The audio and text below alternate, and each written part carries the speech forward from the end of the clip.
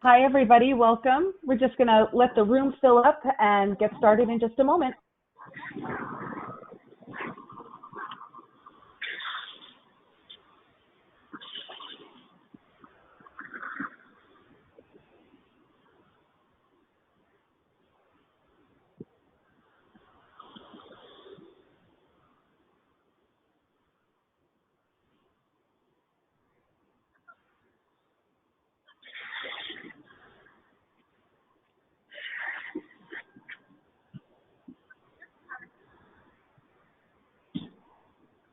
Okay, so let's get started. I want to welcome everybody to our webinar today. My name is Victoria Jordan Rodriguez, and I am the Director of I am the Director of Sponsor Relations for the James Beard Foundation. I am so pleased to welcome you all today as we note and celebrate National Pastry Day with some tips and tricks for holiday retail. And we certainly hope that this isn't limited to just holiday retail, because I think that pastry and the work of pastry chefs is going to be evolving well into the next year. So true to form, we are having a few technical difficulties today, so I want to thank everyone for bearing with us. We have two wonderful chefs who are scheduled to join us today. Adrian Lipscombe from Uptowne Café will hopefully be joining us in just a bit. As is this industry, we are really just very patient with all chefs because they're working on a lot of different things, but we didn't want to hold up this live show for you today. And so hopefully Adrian will be able to catch up and meet us here. We also have Chef Tina Stevens, who is otherwise known as a girl named Pinky. Chef Tina Stevens actually has a wonderful story where she decided to bake her own wedding cake, which I think is the sign of either a brilliant person or possibly a crazy person. But I think that either way, it's really wonderful. We're so glad to have you here with us today, Tina. And then finally, I'm joined by Bianca Esmond, who is the Director of Brand Marketing for SevenRooms. And Bianca is going to be giving us all of the tips and all of the info that we need to know about really making sure social media is working for you and you are not working for it, which I think a lot of people get into that cycle. So without further ado, there are a couple of webinar sort of rules and regulations that I'm going to share with you. This webinar is being recorded, so by next week this will be up and available for you to download, along with all of our past webinars. You can check out that page at openforgood.com. That is different than jamesbeard.org. Openforgood.com is a brand new URL for us, so please check it out. There's lots of great information there. We're going to save questions for the end as time allows, so please write in your questions at any time using the webinar tool, and that might appear on the right side of your screen. And then if you're having technical difficulties, please message us using the webinar toolbar, and we'll be able to see what we can do to troubleshoot. So without further ado, let's get chatting. I think it would be really great if we heard a little bit about the participants that we have with us today and their the businesses that they're representing. So Tina, would you like to tell us a little bit about where you're coming from, where your business is, and what A Girl Named Pinky is all about? Yes, of course. So I started baking multiple reasons. Number one, because I waited too long, like most brides, and where I wanted my cake to be made, they couldn't fit me in, and I'm very picky, so I decided to do it myself. And it took a few months to perfect the recipe that I was happy with as far as cake and buttercream. And from there, friends and family is like, oh, make my cake for this, that, and it's kind of morphing into a business. And I love the business because when most people come to see me, it's for a happy event. So I'm kind of like in a happy business, right? And I'm in, well, I had a kiosk at UC Berkeley, but we've been closed. So right now we are still in business. We are baking out of a commercial kitchen, and we do delivery only at this time. Okay. Excellent, Tina. Well, thank you so much for joining us. I have received word that Chef Adrian Lipscombe has joined us. Adrian, can you hear us? Are you there? All right, she might still be signing. Oh, there she is. Hello, Chef. It's so good to have you with us. Thank you so much for joining us today. No problem. Sorry, my clock was a little short. My clock was running short on time. So I looked at the clock and it says I had 15 minutes left, but I'm here. No worries. Well, we are so glad that you are here. I did talk a little bit about you at the top, but I would love to sort of pass it off to you and let you talk about where your businesses are located and what Uptowne Cafe is all about. Yeah, sure. So Uptowne Cafe is in La Crosse, Wisconsin. We are a bakery, but we are also a restaurant. We mainly focus our ingredients working with farm to table. So we work with a lot of our farmers around in this area. The area I'm located in has a majority of organic farmers, so we get very lucky to have a lot of organic products. Um, Before I had Uptown, I had another bakery in Austin, Texas for about 3 years, and we just worked on wholesale. So most of our products went to cafes, grocery stores, etc. And then we started doing a public facing by going to the farmers market, and that's where we gained a lot of our popularity. I started out as making candy and caramels and sweets. And we are now fast forward to where we are today.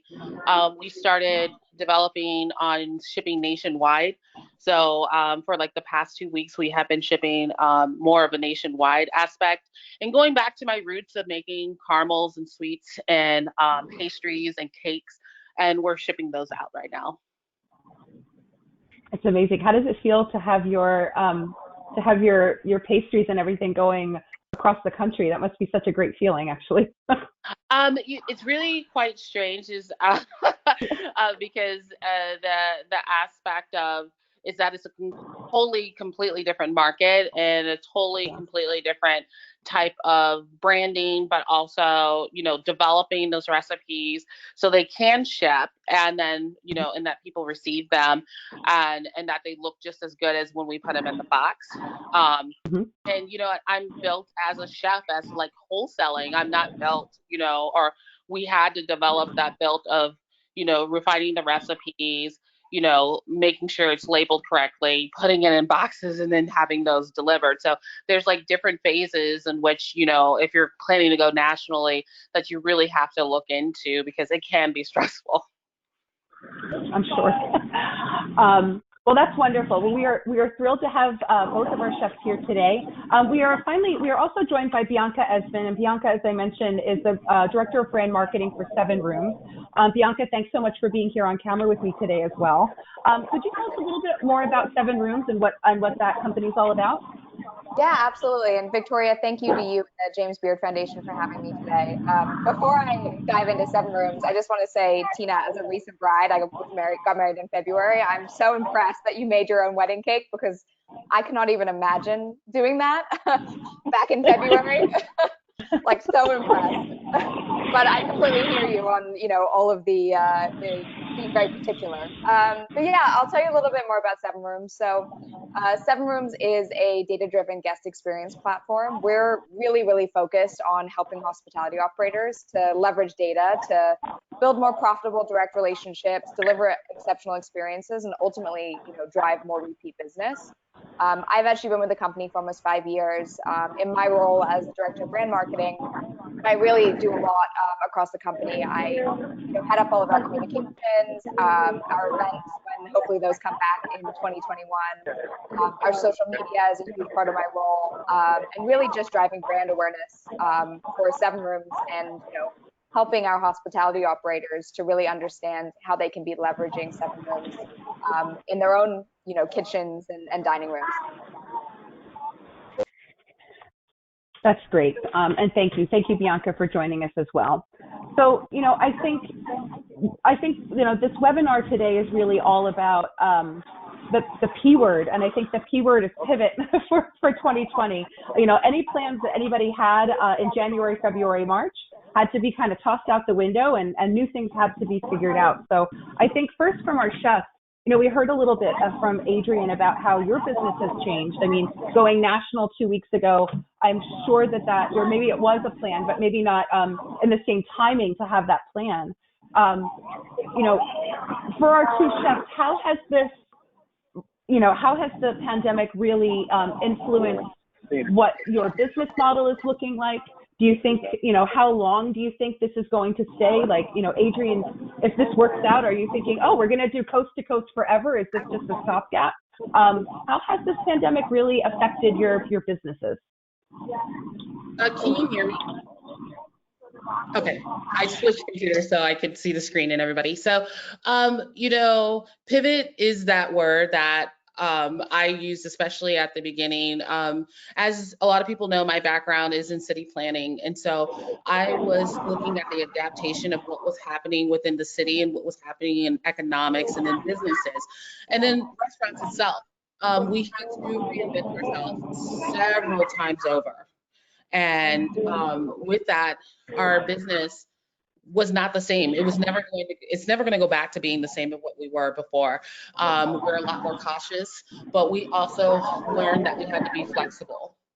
And being flexible regarded us to understand who was our market, who was our community, and how was it best for us to serve our community in the work that we do. But we also realized we were going to have to grow in a certain way. So at this point, I know there's a lot of feedback. I don't know if y'all can hear that. Can y'all hear that too? Yeah. But any which way, for us, we ended up understanding that being flexible and understanding what we have to do in our business required us to really look beyond our restaurant and look beyond even our city. We had to look at different cities. We had to look at different restaurants. We had to have a lot of conversations with those chefs to quite understand what exactly we needed to do to best support us, our customers, staff.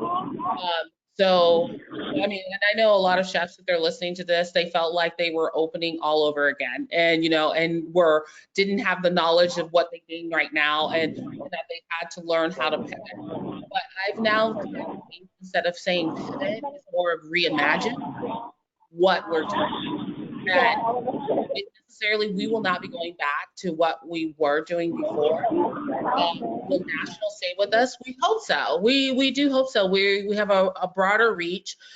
We understand our marketing is a lot different than it was before.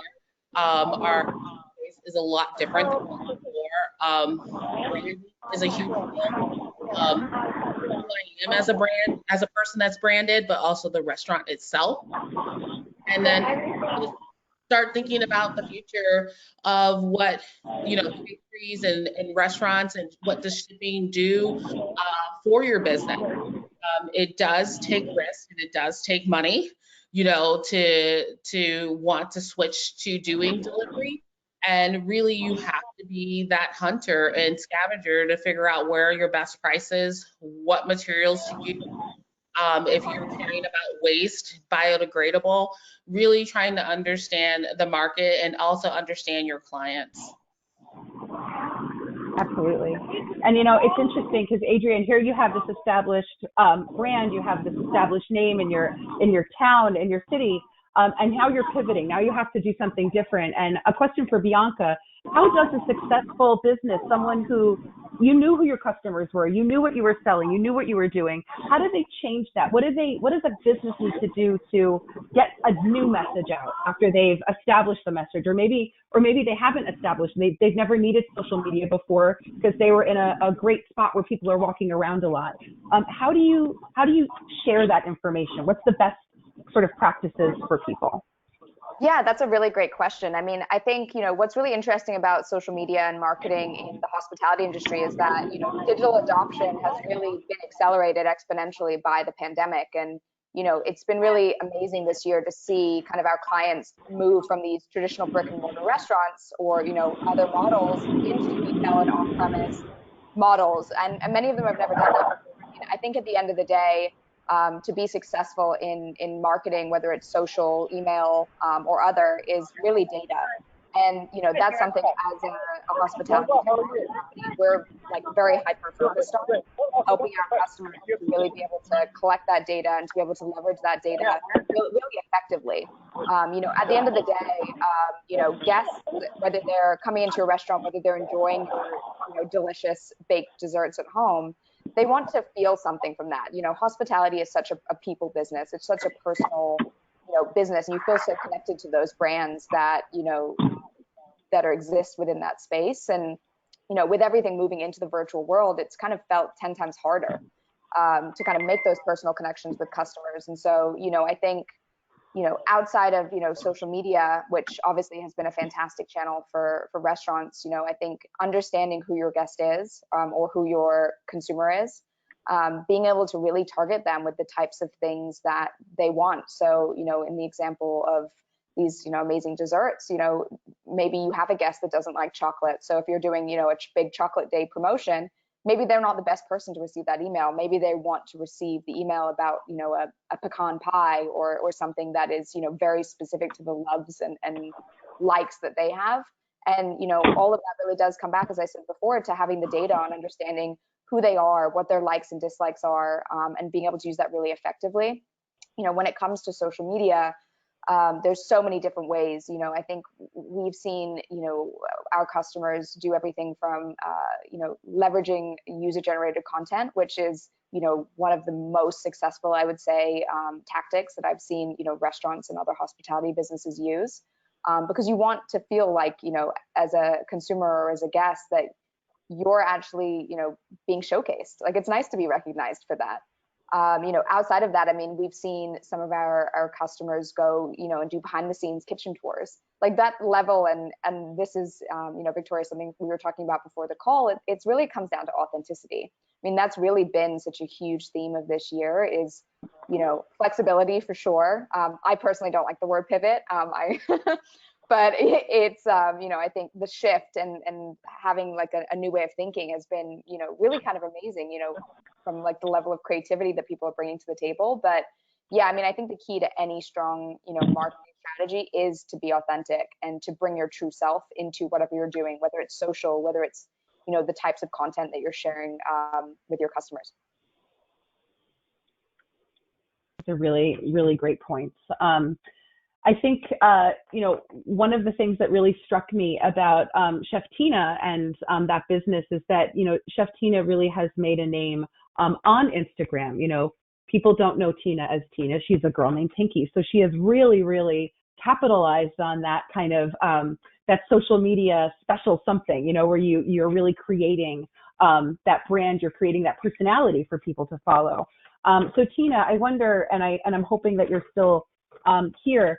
Could you tell us a little bit about how that sort of brand developed for you? Was that something that you've been thinking about for a while, or was it advice that you got, like, oh, you should really maybe work on it this way? Like, was there some sort of big decision that was made, or a big moment where you said, oh, this is what I can do? Or was it truly that authentic, you just started something small and it's really grown into this beautiful, this beautiful brand, this beautiful name? And I wonder if you could tell us a little bit more about how that kind of all came to be. So it really just came about on its own. I actually started baking out of my home kitchen, and that was about a few years. And then I really started getting a lot of orders, and I was like, this could be a real income, not just like a side income. And I started Instagram just because I was like, oh, I need a business Instagram. Not really thinking about it, not really knowing about social media. I just thought you open a business, you get an Instagram. So that's kind of how that happened. And it just kind of took off from there. And I never really thought that I should put myself out there. For a long time. I never even posted a picture of myself. It was just the cakes and the cookies. And even now, when people meet me, they just assume my name is Pinky. And they're, hi, Pinky. Oh, I'm actually Tina, but nice to meet you. And they do. Most people believe that I am a girl named Pinky. And it's funny, the name came from, so I have an adult daughter, but when she was like in the 3rd grade, she used to write a comic book for her friends, and it was a girl named Pinky. So I kind of just stole the name from her. Like, I have no association with the name Pinky other than that. And I just always loved her comic book name, so I just kind of stole it because she wasn't using it anymore. That's a really wonderful story. And I think, I think that, Bianca, that speaks to so much of that authenticity that you're talking about. You can't kind of invent that. That's, that's such a wonderful story, and it's so unique to you, Tina, and unique to that brand and your family. I think that that's just the kind of thing that consumers look for. They look for that connection and that person. And I think too that the more, and this is my personal opinion, I think the more people see the face behind the brand, it really does make that connection between like who you're supporting. And I'm like, oh, this is a small business. This is a one-woman show. I really want to, support this cake maker, this baker, this pastry chef.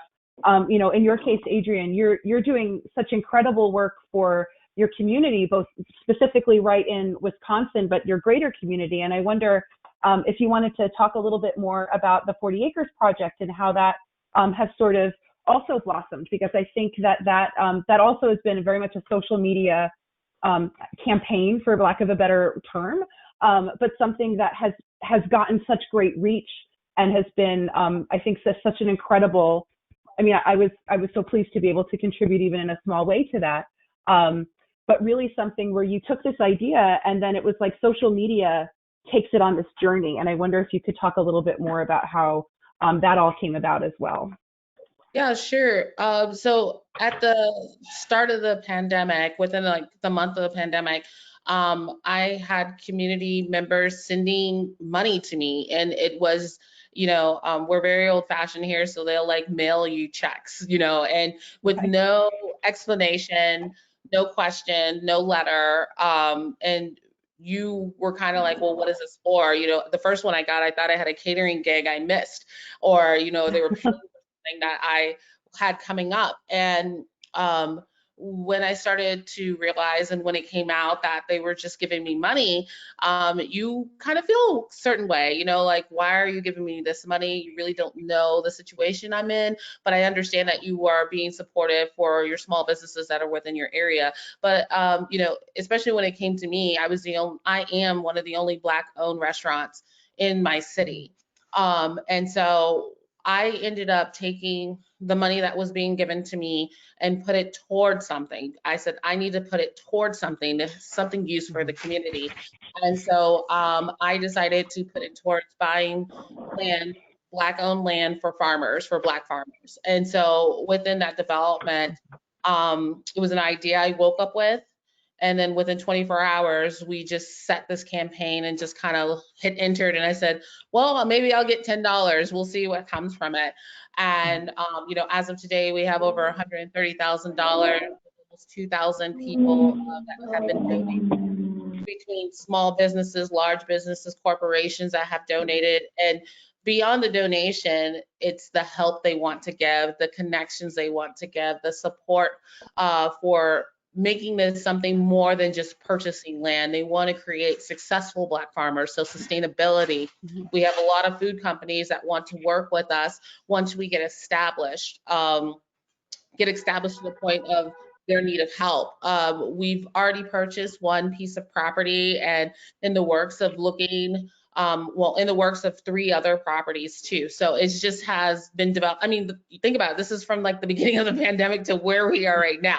So, it has, like you said, social media has taken it, and, and I'm literally along for the ride when, put my seatbelt within, marketing and branching and reaching the audience, I never thought I was going to let social media be a part of my life and kind of see what I do on a daily basis, or see, my kids play, or to see me sit down and eat, or having, live conversations from my dining room table.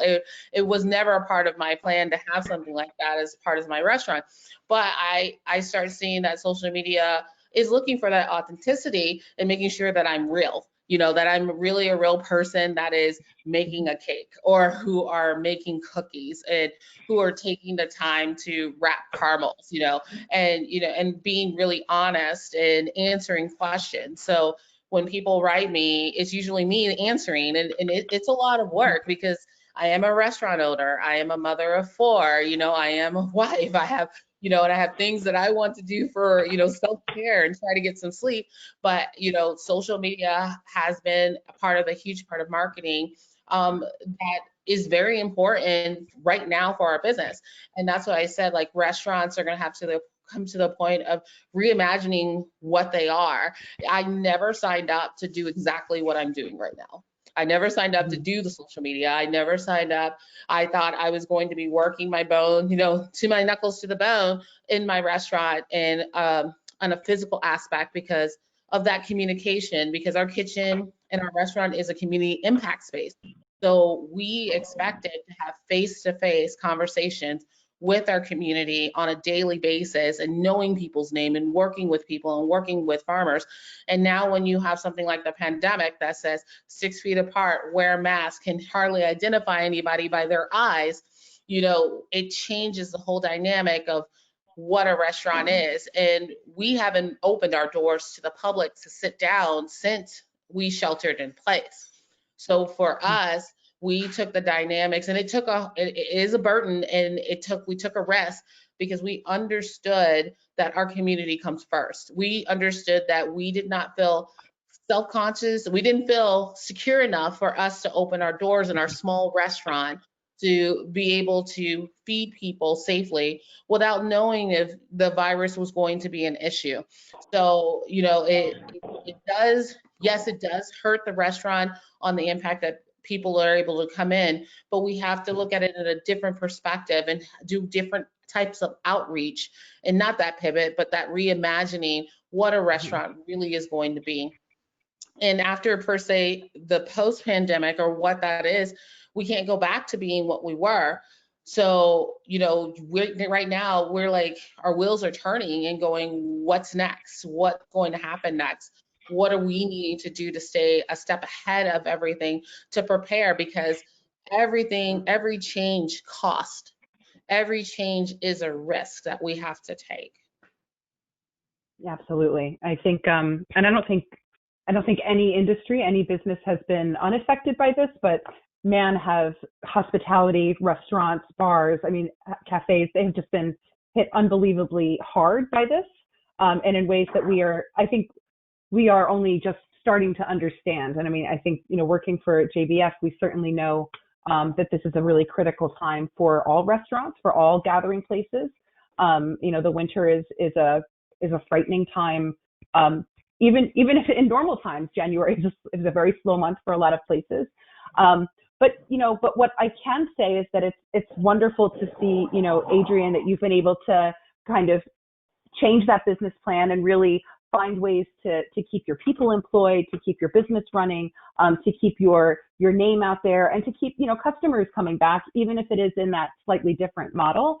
And Tina, same, absolutely the same. You've both figured out ways to continue doing business, continue doing what you love and what you want to do, even in this. So I think now we're kind of in the second half of the webinar. We can maybe get a little bit more tactical and a little bit more specific about these businesses and about how you have actually done that. One of the things that you had mentioned, Adrian, was looking at some of your recipes, looking at some of the things that you do, and seeing what travels well, what's going to ship well. I wonder if you could share with us any insights that you learned. I'm sure there's a balance between changing something so it's not the Uptowne Café recipe. You want it to stay yours, but you also want it to not be smushed or melting or not right. So, how is that balance to make sure it's like, oh, this is the Uptowne Café cookie that I really wanted, and it still stay true to you?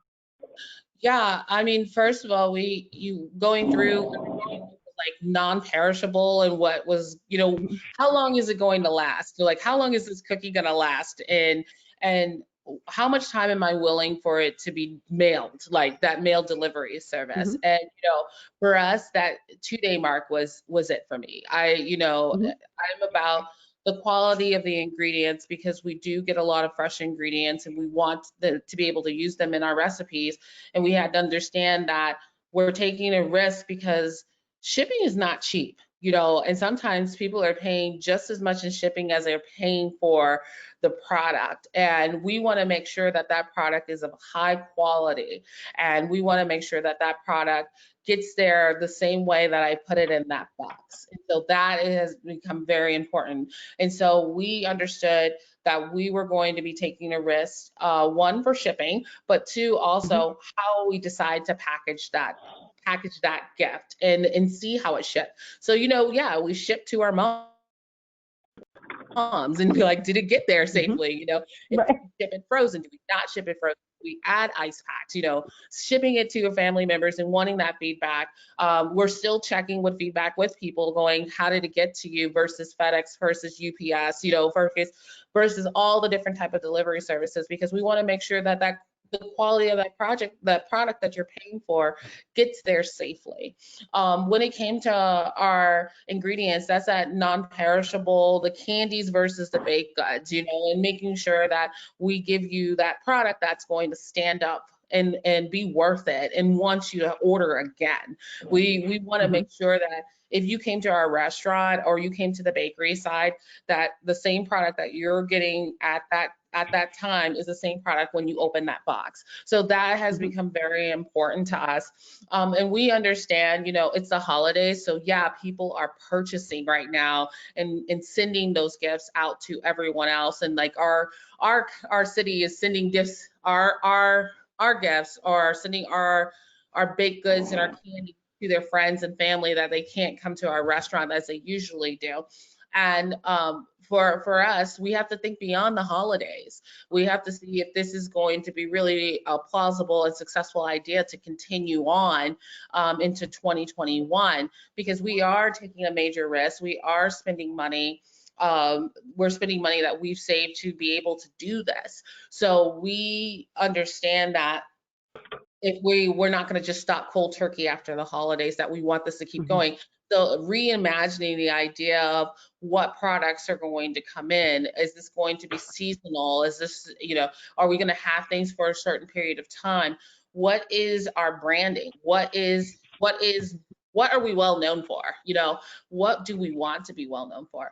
And it has a lot to do back to social media. You know, we want people to open boxes online and show us what's in their box. You know, we want to know the good, the bad, and the ugly when it comes to it, so we know how to make it better. So, you know, we're right now like anticipating, we put our first big order out, and so we're asking people, hey, do a live, tag us, let us know how it got to you. If it got there, great. Show, you know, if you don't mind eating on camera, show us what it looks like. Eat it on camera. Is it good? We want to make sure that our product stands up along with our name. Yeah, and I think that actually goes really well to my point around the user-generated content and how successful that's been for brands. I mean, you're so spot on, Adrian, when you're talking about, you know, asking your customers to do that, because it really is so much more authentic, and it really comes across like, you know, as you said, it's like the good, the bad, and the ugly. There's no hiding on social media. Right. And when people try, it never ends well for them. So, you know, I think it's, you know, so admirable that that's something that you're really prioritizing in your brand, because it is, you know, really the best way to build a following of people who just absolutely love your products. And I think what's the interesting part of this is, like, I am not a marketing person. I am not a marketing person. I am just a person that if I order, this is what I want. You know, like I want to open my box and see that this cake is still in one piece, you know, or and making sure that it still tastes good. But I also want to give feedback if it's not, or feedback when it really is, because that supports the restaurant. That allows them to understand that they should feel secure in what they're doing and that they should continue on. And, you know, and that gives me going, hey, I'm going to order this again, or hey, I'm going to send this as a gift to somebody else, you know, and that's that kind of return that we're looking for when we're continuing on. Because yeah, like I said, we did not set up to do national delivery. If you asked me 8 months ago if I was going to be doing this, I would have laughed. I would have said, no, I wouldn't have expected myself to do this. But as I saw things moving along, I said, oh, we're going to have to open and broaden our market, in which, because we already started. we already started because we were on social media. So we had already broadened that market. They just weren't able to get to our product, and we made it availability for them to be able to get to it. And so, like I said, I want them to feel like they walked in our door and they picked this up themselves and they took it home. So that is some of the main things that makes me nervous at night and not sleep right now, is waiting for people to open up their boxes and be like, wow, my gift got here, or oh wow, my cake or my cookies got here in one piece. Yeah, and I think that also gives you the opportunity to foster that brand loyalty, right? Which is so important. When you have the opportunity to know the feedback, whether it's good or bad, you can also really be better at and engaging with that guest and saying, what did we do right? What did we do wrong? What can we improve on? And I think having that level of communication with your customers is, really ultimately will drive loyalty, because if their cake arrives, God forbid, and it's smashed into pieces, giving you the opportunity to recover and do that, brand recovery, that's ultimately what builds loyalty and what's going to drive that repeat business. Right. So I'd love to also hear from Tina to see how your business has changed. I know your business is different than Adrian's. It's different. It's not a full restaurant. How has it changed? How have you needed to kind of reevaluate what's important, what you need to keep, what is maybe extraneous, and what you're not, maybe not dealing with? Any insights on how you've needed to change that operation in the San Francisco area, which of course, again, is very different from New York and from certainly from Wisconsin as well. Any other insights that you could share with us about how that's changed for you? Yes, what we needed to, so primarily we made cakes, birthday cakes, wedding cakes. And what we did during like this time or even Halloween time, we would go into classrooms. The PTA would invite us and we would do like decorating, cookie decorating. And this year we couldn't do that. So some of the PTA said, well, why don't you ship the cookies to the children's parents and we could do a Zoom class, right? And that really took off. Like now I have companies doing it for their holiday parties. And I never imagined that even could be a thing. And I just posted it on Instagram. Hey guys, and I just did it. So you know how you want to have something on Instagram all the time? So I was doing it for a teacher. So I just took a picture. Hey guys, do you want a cookie kit? And I was just overwhelmed with orders. Like it was unbelievable. And I have companies that purchase large volumes that I ship to their employees. And I have all these classes scheduled. And it's something that I never even imagined. It just kind of took off. And we ship cookies, regular cookies, chocolate chip cookies. And so now we're not just a cake company. We are a total dessert company now. We're shipping cookies, these cookie kits. It's kind of unbelievable. And I am going to continue to do it. I just never even thought that it was a thing, that it could be financially doable. And it's a second stream of income that I never even thought. It just kind of happened. That's amazing. And so glad to hear that that's worked out. And it sounds like, I would like a cookie kit right here, right now. In fact, that was my one regret, was that this event doesn't have a meal kit. So we're not all eating cake here in our homes. But right. I think that that's so wonderful. And I think, there are so many unfortunate and terrible parts of this, but I think that one of the silver linings of the last year has been, really examining what we all have in front of us, examining what is available to you, and seeing what you can make out of it that's a little bit different. And I think that that's a great skill to have any year, at any time, to really be able to take yourself out of everything and look at what you have. One thing that we haven't talked about too much today in this session is the specific plight of pastry chefs from restaurants, which has been another, I think, issue. Kind of a metaphor that I've been making is that it seems like pastry department is to restaurants that like music and arts are typically to high schools. It's kind of the first thing that gets let go. And so I think there's been a lot of pastry chefs this year who have previously worked for big restaurants, small restaurants, and that department just unfortunately had to get downsized. So I think that, we're seeing a lot of pastry chefs, a lot of people, regular chefs, a lot of people in the food business who had previously had a side job, a side thing, something that they just like doing, and now all of a sudden they're doing that. That's what they are kind of producing and figuring out. And I think that one of the most amazing parts of that is that you're really able to support your community and people, your neighbors, the people around you when you find businesses like that. But I did have a question for Bianca because, Adrian, your business was to your neighborhood in La Crosse. I'm sure it's a great community and lots of people know about you. Does the marketing to a national audience, does that change? Is it different than the marketing that you do to your community? I mean, obviously, maybe you were sharing daily specials, or maybe you were sharing like, oh, it's whatever special today's the day we have the peanut butter cupcakes every Friday, or whatever that might be. Does the messaging change when it's a nationwide, offering versus something more local? Are there things that people should keep in mind if you're branching out into a much bigger sort of geographic area when you're marketing? Oh yeah, absolutely. And I mean, marketing to a national audience, which, has so much more diversity really across the board versus your local community, it's almost like two completely different marketing strategies. Obviously, you can take a lot of those bits and pieces across the board, but as I mentioned before, a lot of it really just comes down to data. Like, what do these people want? What is it that they're enjoying? Are there, regional areas where, maybe they have certain desserts that are very, unique to those areas that are, more popular in those specific areas?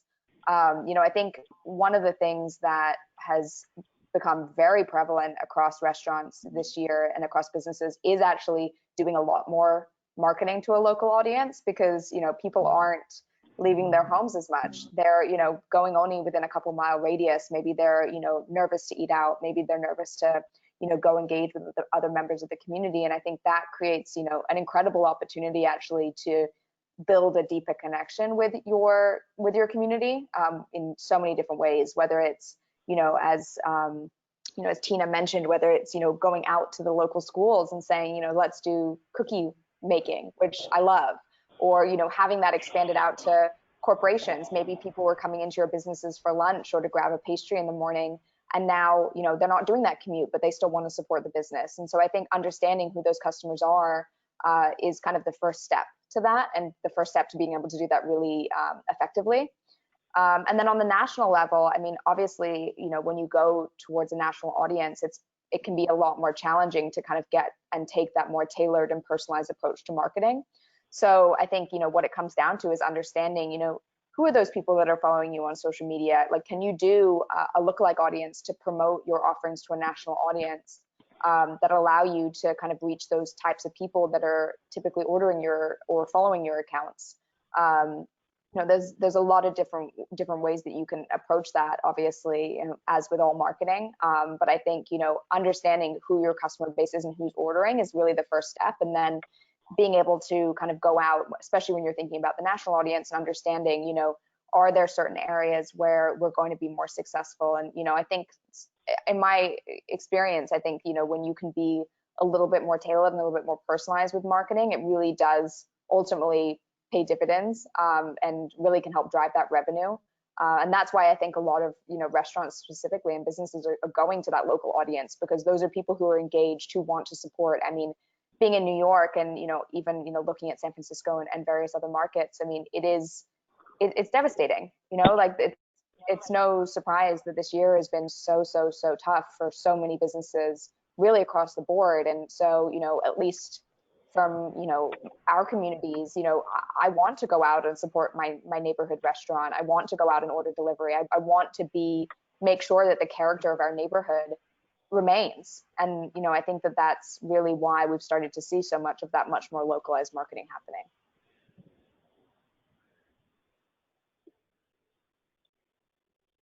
I could dive a little bit into that.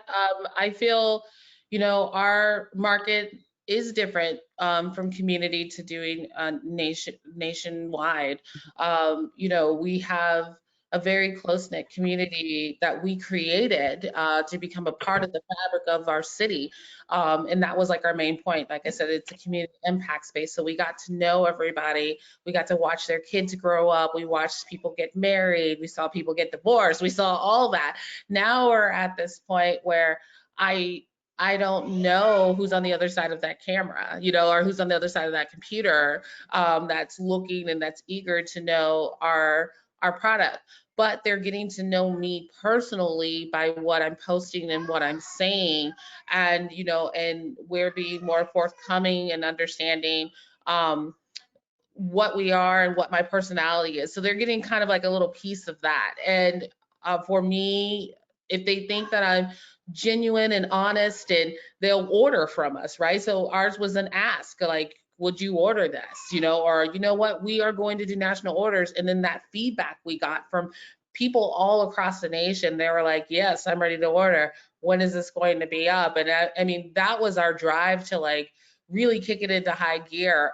I don't have an army of people behind me doing this. It's like, it's I and my partner that are like tick-tacking away on our computers to get this up and running. And and we are very fortunate because it's keeping our employees employed, and it's keeping their hands doing something while we're waiting for customers to still come into the door. So yeah, we do have that different demographics of market that we get. And being, like I said, that city planner, we're looking at the quantitative and qualitative information that we're getting from there to really kind of understand what that audience is nationally versus, demographics of age, location, what they're purchasing. So it just has driven my like data knowledge gone crazy, more information that I'm getting to receive, to really kind of understand how I can tailor what we're doing and if it's working. And my quirky self being on my own Instagram versus what we're posting on our personal, and how am I able to like mesh that, to that it works in some which way. I've been very lucky and just, I guess, a lot of studying and just analyzing of the information.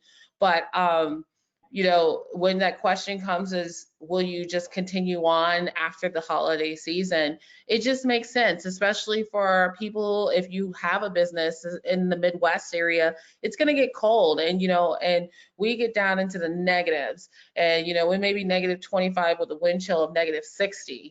People are not going to come out to your restaurant. They're not. They will probably do curbside or have it delivered, but that's not going to keep us open. Those are not going to keep our lights on. We have to go and try to reach that person in sunny California, and hopefully reach out to them that they want something from us, or down in Texas or down in Florida, that we are still delivering some good service and good food and creating that bond between us and our customer, which is now national. Yeah, we've been talking recently about like the 3 C's, which are, COVID, cold weather, and capacity restrictions, just creating so many new challenges, but also opportunities, right? Opportunities for new revenue streams. I mean, Tina was talking about bringing virtual classes. That's like the, tip of the iceberg of some of the amazing creativity we've been seeing across the industry, whether it's, custom, dessert tastings at home, and having those shipped right into your house and being able to do that. I mean, I personally have taken a ton of, cheese and wine tastings as well from the comfort of my, dining room at home. Whether it's, other holiday events, you could do, New Year's Eve, packages for people that are having champagne at home. I mean, there's just endless options for bringing this creativity, into people's homes, which is what has been so heartwarming right now, is just seeing this level of creativity that people are bringing to, create revenue in any way that they can. Definitely.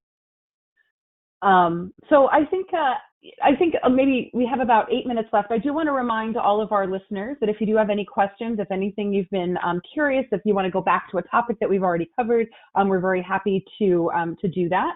We've been enjoying a wonderful conversation with Bianca Esmond from SevenRooms and Adrian Lipscombe from Uptowne Café, as well as Tina Stevens, a girl named Pinky, from San Francisco. One question I think I would love to kind of maybe start to wrap up our conversation with our trends. So 2020, I think, is it goes without saying, it's a very different year than it has been, than we've previously had for certainly a holiday season. What kind of trends do you think are sort of prevalent? Have you noticed anything, Adrian, in the way people are ordering? Are they looking for exotic things that they just can't find near them? Are they looking for the comfort foods to make them feel all cozy? And then, of course, Tina, same question to you. I'd love to hear what people are ordering, if there's any insight that you could offer us there. I mean, it's the holiday season, so chocolate is like some of the main things that we have on the order. I sometimes create really unique things that you don't see. So right now, really popular is a sweet potato butter rum cake that we have on That on sounds hand. so good. I need to stop eating them. That's budget. Like, it's like I looked at the cake today and I said, I'm not going to touch you anymore. But it's it's a popular cake, and that literally came off of a craving I had because I saw a friend on social media who had a butter rum cake and had picked it up at a store that had similar here in my state, and they didn't have any, and I was like, damn it, I am going to make one. And then I was like, I have sweet potatoes, and I was like, that sounds kind of interesting, and so I made it. It was awesome. I sent it to people and I was like, what do y'all think? And they were like, you need to sell this. So, it's all off of just, imagining, like I said, that reimagining what, your products can be. And, you don't have to do the normal, sending chocolate cake and doing things, but you can really kind of expand that palette, because this gives an opportunity for people that are in, El Paso or wherever to try something that's in Wisconsin. It's all something that is just to leave for your imagination. So, for us, it has been a lot of the holiday treats of the caramels and cookies and sweets and Santa cookies and stuff. But it's also, the uniqueness that they're not going to be able to find this in their community or in that area, and they're willing to try it. That's great. And I think my sister cake must have gotten lost in the mail, just FYI, Adrian. But Tina, same question for you. I know that the cookie kits are very different than what you've done in the past, but are there any flavors? Are there any preparations? Are there any particular recipes that are really resonating with people these days? For us, the trend has been to make tiny tiered cakes, right? People still want to celebrate with a beautiful cake, whether it's a birthday, anniversary, or a wedding. We have like a 3-tiered cake that only feeds 10 people. They still want a beautiful cake. They still want the character cakes. They still want to feel like it's a major celebration. So we've been giving out these small, tiny little wedding cakes, these small, beautiful celebration cakes that people still take pictures, and it's not just one tiered cake that feeds 10 or 5, right? Or 2. It is still beautiful, picture worthy, cake that people are celebrating with. And I think that trend will continue next year, because we still won't be allowed to have this 100 birthday party where we have 100 people, 200 people. We have parties that have 5 people, 10 people, or where it's a Zoom birthday party and only the person in the room gets to eat the cake, but they still want to show this beautiful, magnificent cake. It's just in a smaller form. So for us, I think that trend will continue, where people are still spending a little money on something elaborate. It's just tiny. Yeah. I have a feeling it's not less work to put that together. That sounds like it's actually even more complicated to put together. Everything's just little. It's harder to frost a 4-tier cake than it is an 8-inch cake. So yes, it's definitely more work. I'm sure. Well, I'm really glad to hear that, though, because I think that does sound like it is still a celebration. My husband just had his birthday, and I made him a birthday cake because you have birthday cake on your birthday. That's what you have. So we just made sure to do that. But that's really wonderful, and I bet that they're absolutely beautiful. Bianca, same question to you. Are there any trends in social media, any trends in marketing that you're seeing this year, that you're seeing maybe forecasting into next year that you think might be great things to for our listeners to keep in mind today? Yeah, absolutely. I mean, from a marketing perspective, I mean, and I know I've been talking about this a lot today, but it's, really letting data help drive your direction. I think at the end of the day, and Adrian, mentioned this, like, she feels like she's drowning in data. But data, I think, for so long has been a very scary word for a lot of people. And there's so many amazing tools out there that can really help you really execute on it in a way that will allow you to do that very tailored marketing that is so impactful, at the moment, and that is really helping to drive a lot of, business and revenue for various, hospitality companies. And I think also, the other big theme, and, we talked about authenticity today, but communication really is key. I mean, there's no such thing as over communication right now. I think, from a marketing perspective, what we're really seeing our customers do is, they're communicating with their customers about all of the, different things that are going on in their restaurant from a health and safety standpoint, from a delivery standpoint, and I talked about some of the creativity that, some of these restaurants are bringing, but, they're having their sommeliers, do custom wine pairings for people and sending them to their homes. They are, pulling, various other, they're bringing their brand into people's homes in other ways too. I mean, Spotify playlists, as I mentioned before, it's like, bringing new exciting things into guest homes. But yeah, I mean, I think at the end of the day, it's really about communication, and it's about, data, and really allowing those things kind of to lead your strategies, whether it's on social, whether it's through emails. Those are probably the two biggest themes. Awesome. I need her in my team over here. Excellent. I would definitely make sure cake is included in the payment plan. Oh, yeah. I like the sound of that. Yeah, that everything that we've been talking about today, my mouth is like, watering. Next webinar, we'll have a meal kit. So thank you. But we are at so we are at time. It is 3 p.m. So I know that certainly our chefs are very busy. I know Bianca's very busy. I'm very busy, and of course our listeners are all very busy as well. So I just want to thank everyone on behalf of Colleen Vincent, our VP of Community, whom I'm filling in for today. So thank you so much to Chef Tina, to Chef Adrian, to Bianca for joining us today. Like I said at the beginning, this webinar has been archived. It will be available on openforgood.com in a couple of days, so please be sure and take a look at that. If you do have any questions about anything we talked about today, if you have a suggestion for a future webinar, anything that the James Beard Foundation could help you or restaurant community with, please don't hesitate to reach out.